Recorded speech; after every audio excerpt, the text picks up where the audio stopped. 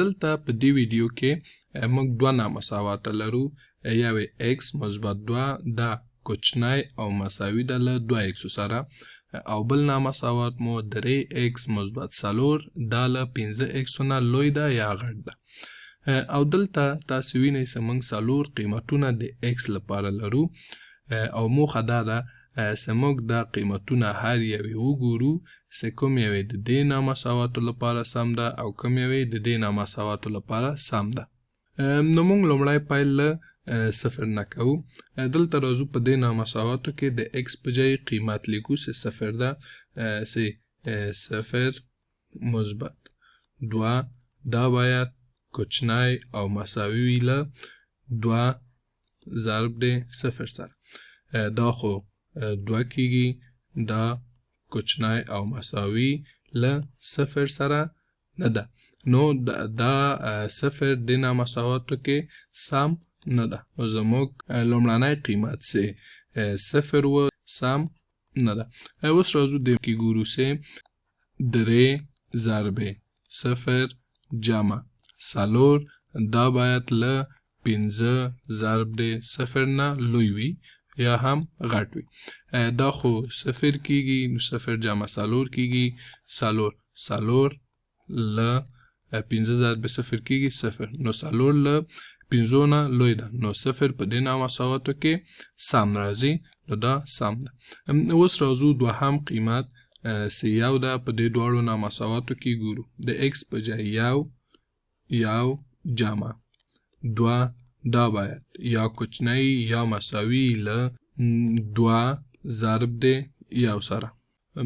دا مساوي کیږي له 1 جمع 2 3 دا باید یا کوچنی وي او یا هم مساوي له 2 ضرب 1 کیږي 2.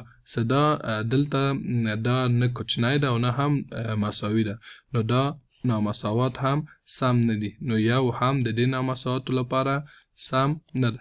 اوس راځو په دې نامساواتو کې ګورو چې 3 ضرب د 1 مثبت 4 دا باید له 5 ضرب د 1 نه لوی وي. دا خو 3 کیږي، نو 3 جمع 4 کیږي 9، نو باید له 5 ضرب 1 کیږي 5 د 5 نه لوی وي، چې له 5 نه لوی ده، په دې معنی چې یو په دې نامساواتو کې سم ده.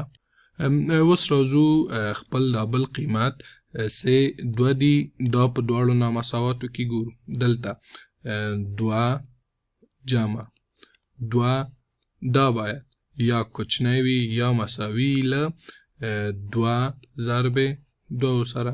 دا 2 جمع 2 مساوي کیږي له 4 سره، چې دا باید یا کوچنی وي یا مساوي له 2 ضرب 2 هم کیږي 4. صدا نامساوات دلته سم ده، نو 4 له 4 سره مساوي ده، نو 2 په دې نامساواتو کې سم ده.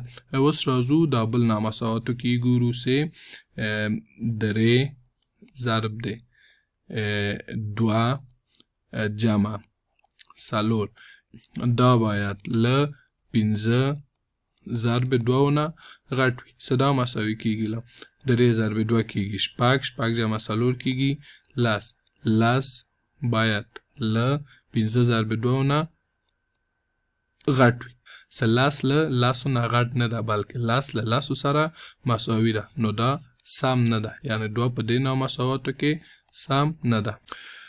اوس راځو خپل اخرنی قیمت ګورو، یعنی چې 5 جمع 2 یا باید کوچنی وي یا مساوي له 5 ضرب 2 سره. صدا 5 جمع 2 کیږي 9، دا باید یا کوچنی وي یا مساوي له 10 سره، چې له 10 نه کوچنی ده، په دې معنی چې یعنی 5 په دې نامساواتو کې سم ده.